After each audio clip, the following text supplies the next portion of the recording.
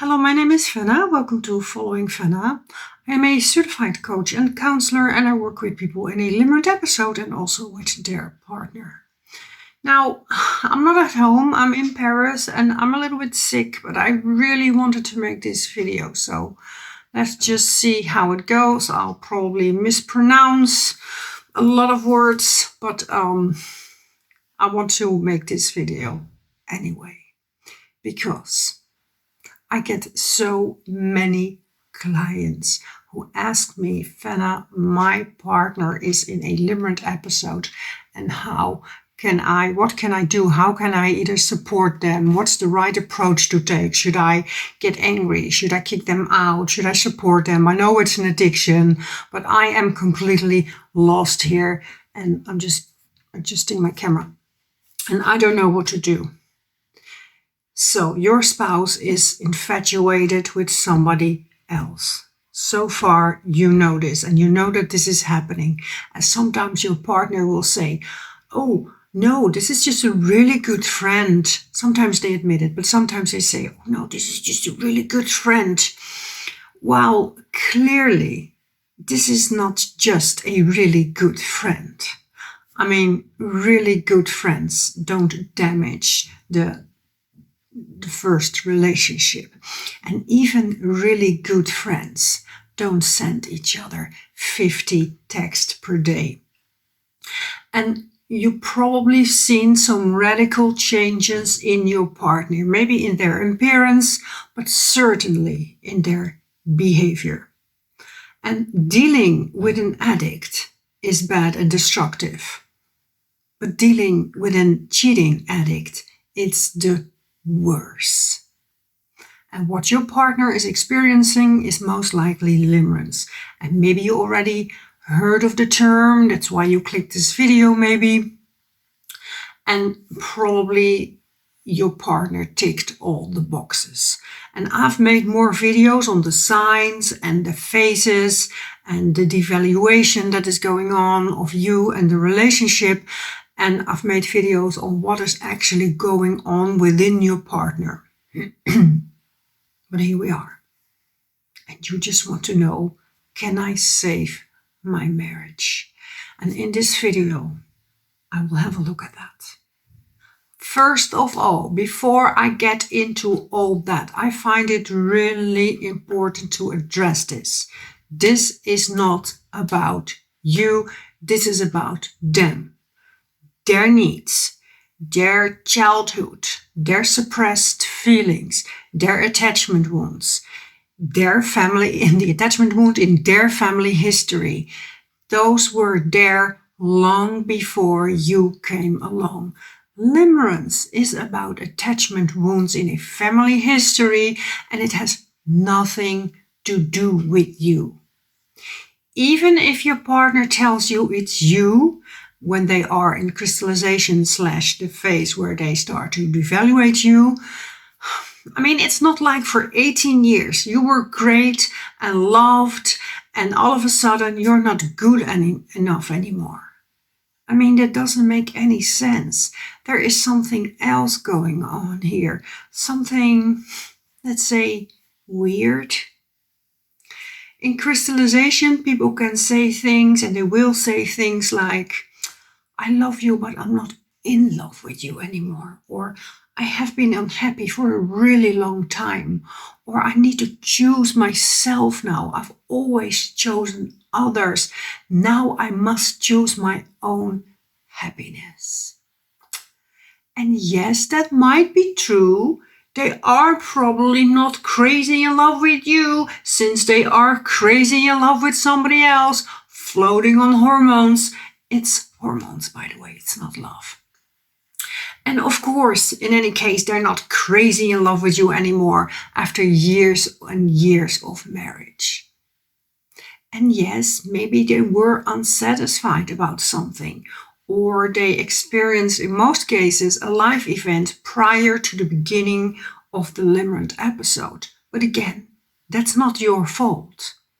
The pandemic, them losing a job, maybe they lost a family member. It's not your fault. Their suppressed trauma, not your fault. It's never so black and white to put all the blame on you. And if you think the marriage was overall good, and I don't mean perfect, overall good, it probably was, because you now have a better judgment than they have when they are in the crystallization phase. They are rewriting history to make sense of what they're doing. They want to justify the steps they are taking. And again, maybe they were not happy, and maybe there was something that did break the trust, and maybe you didn't do a lot of things together anymore. Maybe you grew apart, and there were probably unmet needs. And of course, you can take a reasonable look at that. What went wrong? But there were two people involved here. It's not only you. You cannot take all the blame. Okay, what to do to increase the chance to save your marriage. And I'll start, because it's also important, with things not to do. Things that will push them further away.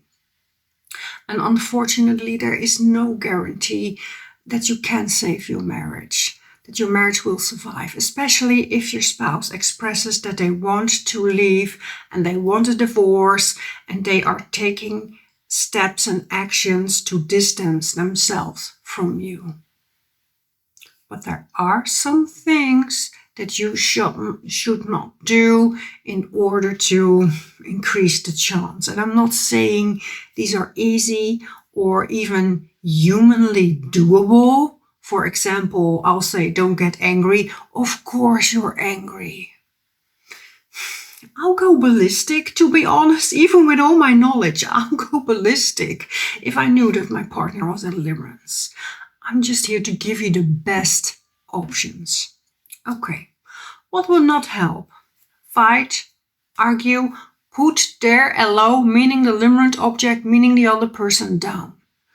The more you fight, display anger, and I'm not saying that anger is not a healthy emotion, because it is. I'm just telling you how it works in the mind of your partner.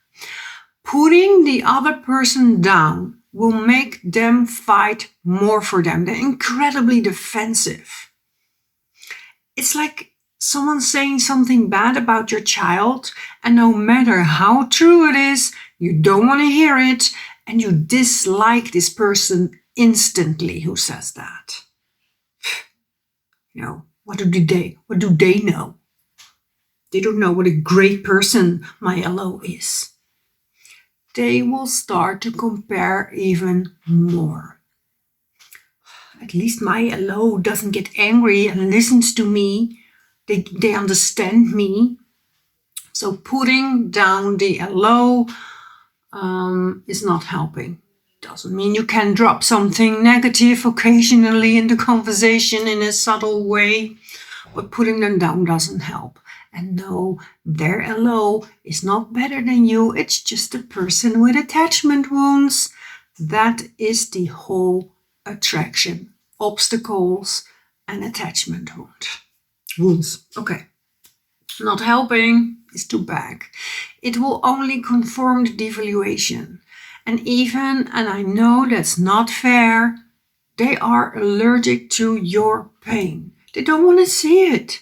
They don't want to be confronted with the pain they caused. It's off-putting. Again, not fair. And I'm not saying you should pretend. You should pretend that everything is fine and you're okay, there's nothing going on, when obviously you're not okay. And you have every reason not to be okay. I'm just telling you how it works. Your pain annoys them.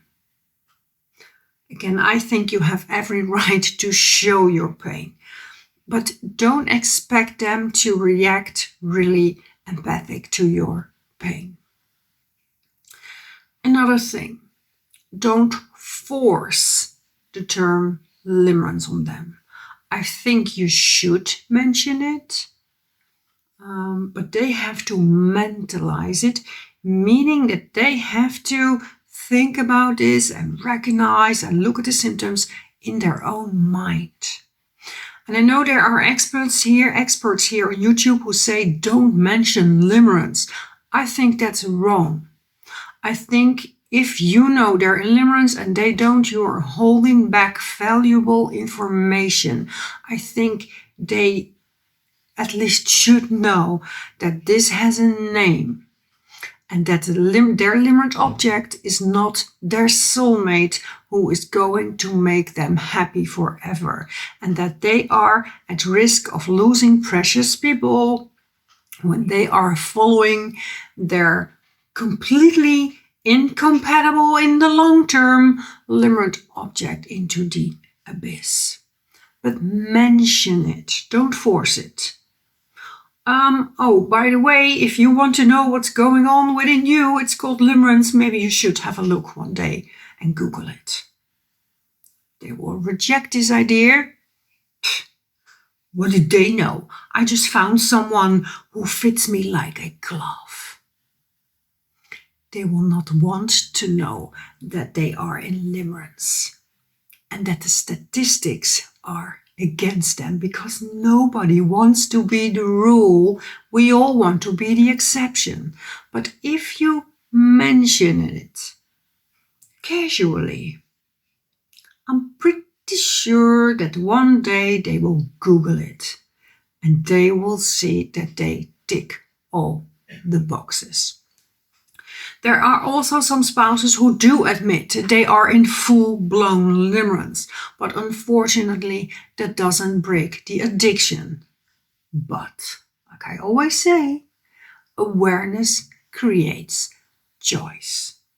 So they should know the term limerence. Don't force therapy sessions if they kind of don't want to go. It's a waste of your money. They should want it. Maybe it's too early. They should have a reason to do therapy instead of just kind of wanting you to stop whining about it and kind of do it because, that's what you're supposed to do and maybe something good will come out of it. That's not an internal motive. It's like sending someone to the AA, a person who is absolutely not willing to stop drinking. It's a waste of time. I think it's a waste of money. Repairing a relationship after limerence or after any kind of infidelity or broken trust needs to come from within. Somebody will have to have their own reasons why they want to work on a marriage and what they want to do to improve something within themselves. I mean, change is not going to happen when it's put upon them. They also should want to change something. Change out of an external motivation lasts max 2 weeks, and then the old habits, the old patterns come creeping in. They will have to want to go to couples counseling, and they will want to put the effort in it. So don't drag them to therapy if they're not ready yet. Also, don't force the bond. Have date nights, scheduled sex. Of course, the reconnection is really good when they are willing and not when they're not willing yet. When your partner is removing themselves because they basically don't want to deal with you, they don't want to be with you at this point, doing things to get them more close doesn't work. Don't plan date nights when they don't want to be there. If they do it, they'll probably do it for you unless they want to and they express that they want to and they want to work on the bond. Another one. Don't compare yourself with a limerent object. Limerent object is not better than you. Your partner fell in love with them not because they are so great. It's because they also likely have attachment wounds. So don't please your spouse. Don't change your boundaries. It's off-putting to see you work so hard.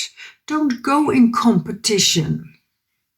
It's a little bit sad, and it will only reinforce the bad image that they have already of you. You are you, and that's good enough. You were good enough, and you are good enough. They chose you at one point. Another one, don't punish them if they want to be honest and open up to you.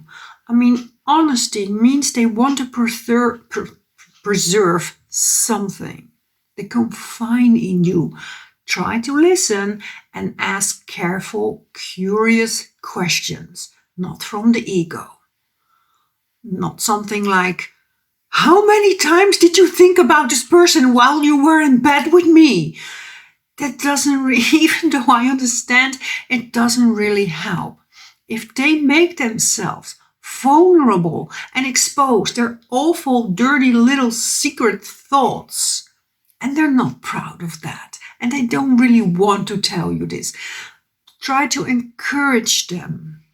Show them that they can open up and you are willing to listen. Another one. Don't underestimate the strength of dopamine. You will not, even if you come with the best arguments, you will not reason them out of limerence. Limerence doesn't know reason.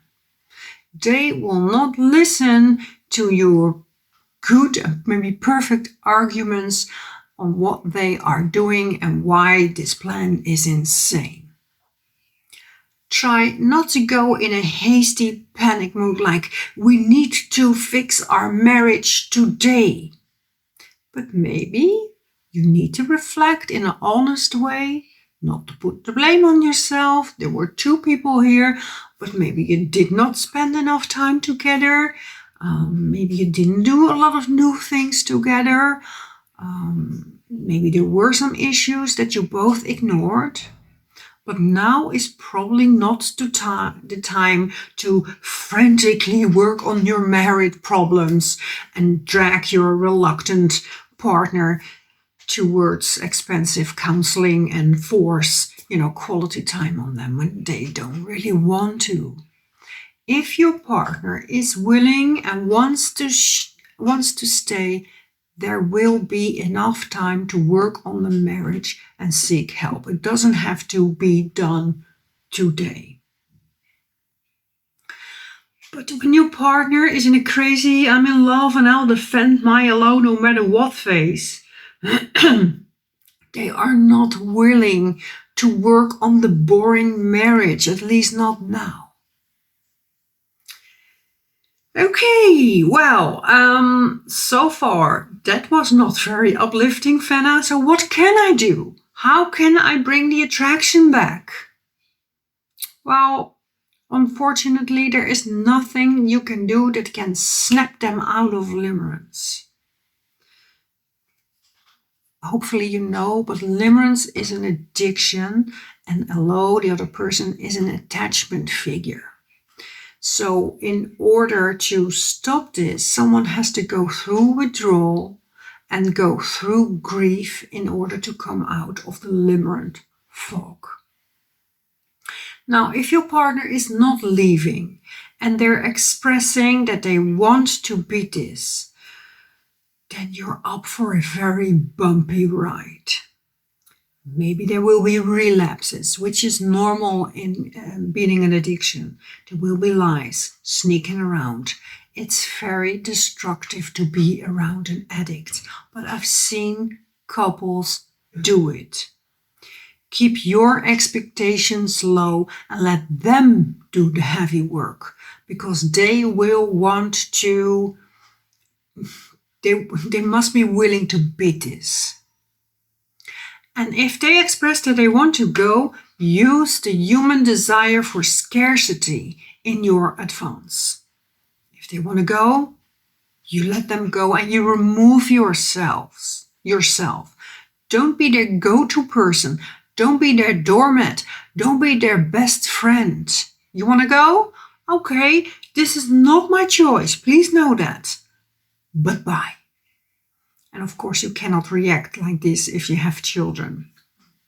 But they will have to start to miss you at one point, and they will have to enter the grief phase of your marriage, and they really can't if you're always there.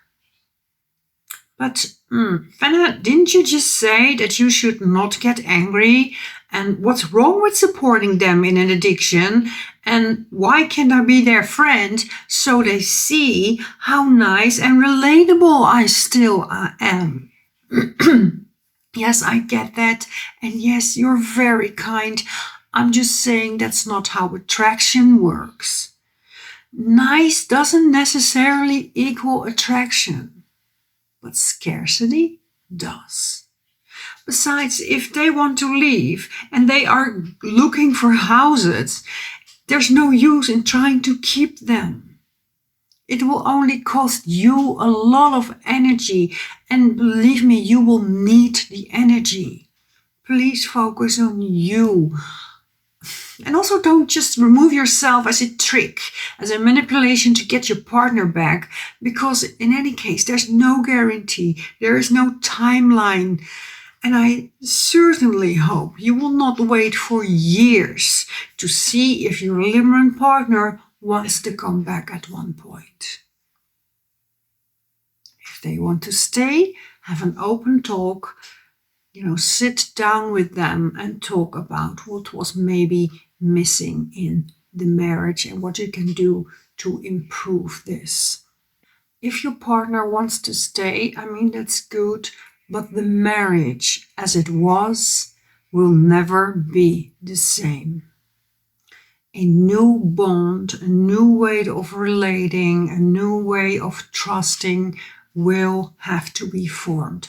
So grieving the old marriage as it was is really important. And like I said, in any case, you will have to focus on you and yourself, either because your partner is leaving or is staying to beat this addiction. You need to take care of yourself, invest in you, because both ways are costing you a lot of energy. Try not to focus on things you cannot control. You cannot control the headspace, and the thinking of your partner. But you can control other things in your life, like taking good care of your body, for example.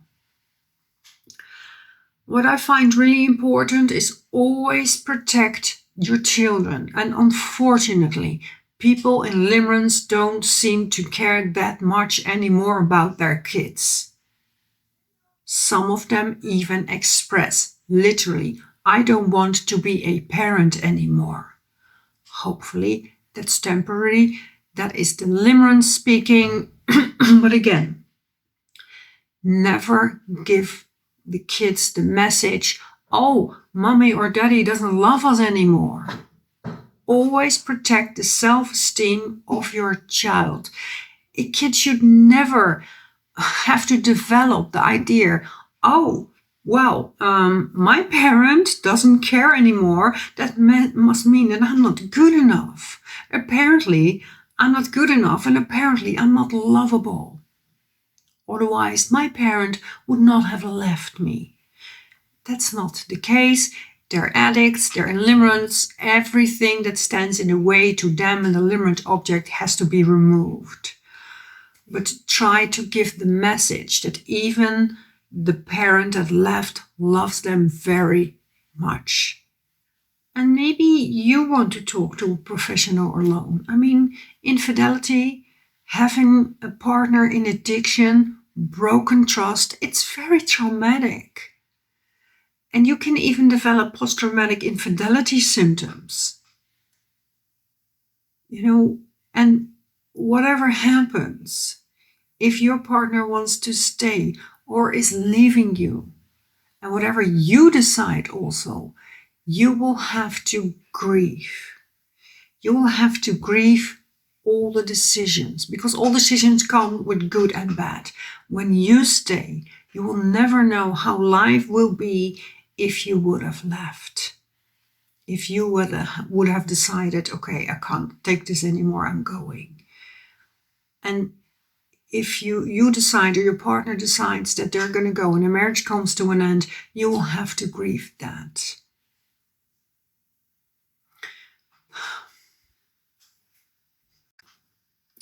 And yes, some people do come back after their relationship with a limerent object stranded, and most of them do. Most of these relationships don't work in the long run. But the problem is, there is no timeline and there is no guarantee. Maybe they kind of regret, divorcing you, leaving you, but their ego is preventing them to express that and come back. Maybe the limerence was a catalyst to move in a completely new direction, and now they don't want to, or they cannot come back. But some people do come back after the relationship with their LO stranded. But again, there's no timeline and there is no guarantee. The big message in my video is you have to focus on you, and I'm really sorry that this happened to you.